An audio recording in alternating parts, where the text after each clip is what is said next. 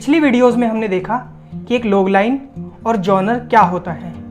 Log line और genre मिलने के बाद हम आगे बढ़ते हैं स्टोरी डेवलपमेंट में। तो स्टोरी डेवलपमेंट में जो हमारा अगला क्रम है वो आके रुकता है पैराडाइम पर। आइए देखते हैं पैराडाइम आखिर होता क्या है। आपको स्क्रीन पर जो ग्राफिक्स दिख रहे हैं वो पैराडाइम है।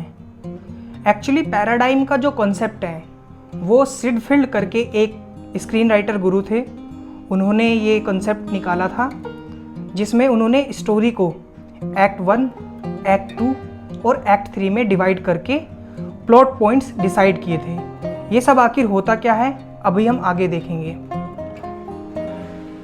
सबसे पहले आता है हमारा एक्ट 1। एक्ट 1 हमारा होता है स्टोरी का सेटअप। इसमें हम कैरेक्टर के बारे में इंट्रोडक्शन कराते हैं, उसका बैकग्राउंड बताते हैं, उसके दोस्तों के बारे में बताते हैं। इस तरह से जर्नी आगे बढ़ते बढ़ते पहुंचती है प्लॉट पॉइंट 1 की तरफ। प्लॉट पॉइंट 1 वो पॉइंट है जहां पर स्टोरी एक टर्न लेती है, मतलब हीरो की ज़िंदगी में समस्याएं आनी शुरू हो जाती हैं। उसके बाद स्टोरी आगे बढ़ती है, हीरो समस्याओं से जूझता है, कन्फ्रंटेशन। फिर उसके बाद जो है स्टोरी मिड पॉइंट पर एंटर कर जाती है। मिड पॉइंट पर एंटर करने के बाद यहाँ पर एक बड़ा चेंज आता है और जब हमारा इंटरवल हो जाता है। इतनी स्टोरीज को हम एक्ट 2A के अंतर्गत रखते हैं क्योंकि हमने एक्ट 2 को 2 पार्ट में डिवाइड कर लिया है ताकि हमारा स्क्रीन प्ले जो है वो आसानी से लिखा जा सके। फिर हम मिड पॉइंट के बाद हम एक्ट 2B में चलते हैं।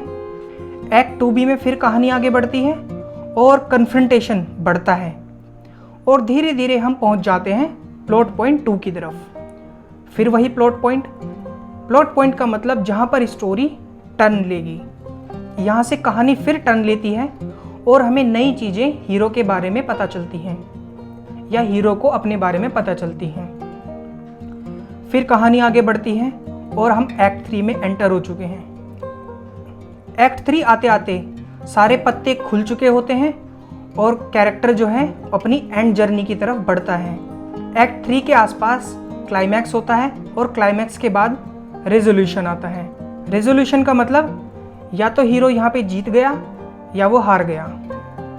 तो इस तरह से जो ये हमारी पूरी कहानी चली ये पैराडाइम के अंतर्गत आती है। आखिर इसकी ज़रूरत क्यों पड़ती है?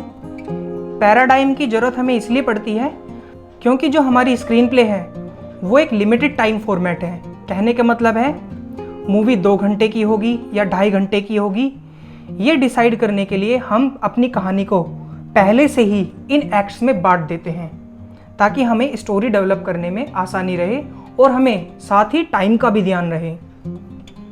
स्टोरी पैराडाइम के कंसेप्ट को हमने समझा।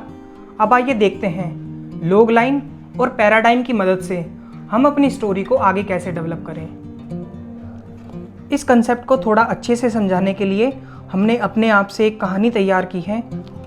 उसकी लॉग लाइन जो है आपके सामने स्क्रीन पर है। Log line and rough outline. एक अमीर बाप का लड़का पिंकू जो कि ज़िंदगी भर बिना आज़ादी के रहा, उसे पता चलता है कि वह एक अनाथ है और अब तक उसकी ज़िंदगी बस एक झूठ पर चल रही थी। तो ये हमारी एक लॉग लाइन तैयार की अपनी इमेजिनेशन से। उसके बाद हम क्या काम करते हैं, रफ आउटलाइन बनाते हैं। रफ आउटलाइन में हम क्या करते हैं, रफ आउटलाइन में हम जो भी हमारे दिमाग में चल रहा होता है सीन, ज़्यादा कुछ ध्यान ना देते हुए उनको पॉइंट वाइज लिख लेते हैं। जैसे एक बड़ा सा घर है जिसमें पिंकू रहता है। पिंकू का बाबा उसे डांट लगाता है। पिंकू को कार धोने का हुक्म मिलता है। पिंकू को उसका चाचा कार धोने से रोक लेता है। पिंकू का बाहर जाने का मन है और वह मौका देखकर बाहर निकल जाता है। पिंकू बाहर की दुनिया में खुश है पर उसका बाबा उसे देख लेता है और वह उसकी धुनाई कर देता है। पिंकू रोकर सो जाता है। सुबह उठने पर उसके कमरे में एक लड़की होती है। पिंकू उससे दोस्ती कर लेता है। उसका नाम मुस्कान है। लड़की पर भी जुल्म होना शुरू हो जाता है। पिंकू को सच्चाई पता चलती है कि उसका बाबा बच्चों को गोद लेता है और उन पर जुल्म करता है। पिंकू को लड़की की चिंता होती है और फाइनली वह बाबा से लड़कर उस बच्ची के साथ घर से भाग जाता है। तो इस तरह से हमारी एक रफ आउटलाइन हमें मिल गई, जो कि हमने टोटली इमेजिनेशन से क्रिएट की है। ज़रूरी नहीं है कि इस टाइम पे आप ग्रामर का ध्यान रखो, पंक्चुएशन का ध्यान रखो।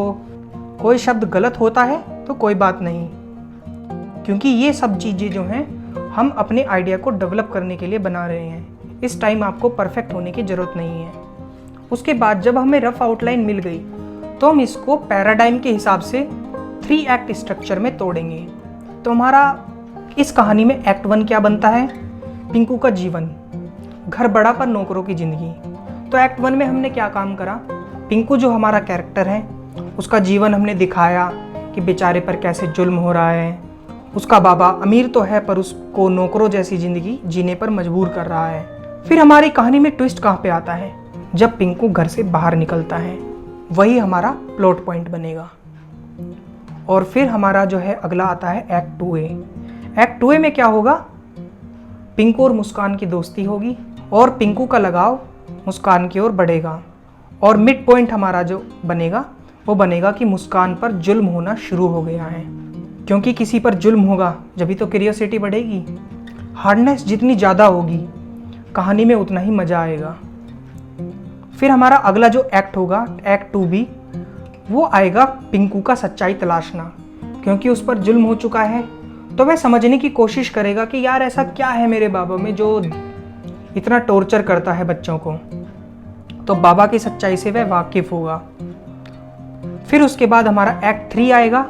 एक्ट 3 में पिंकू और बाबा की लड़ाई होगी और पिंकू घर से भाग जाएगा। तो ये था हमारा 3 एक्ट स्ट्रक्चर इस कहानी के लिए। तो इस तरह से हम लॉग लाइन, रफ आउटलाइन और screen play structure act 1, act 2 और एक्ट 3 पैराडाइम के हिसाब से बनाते हैं। इस वीडियो में आपका असाइनमेंट रहेगा कि आप अपनी कहानी का लॉग लाइन, फिर एक रफ आउटलाइन और उसे पैराडाइम स्ट्रक्चर में डिवाइड कीजिए। इस काम के लिए आप 1 हफ्ते से लेकर 2 हफ्ते का टाइम आराम से ले सकते हैं। मिलते हैं आपसे अगली वीडियो में। धन्यवाद।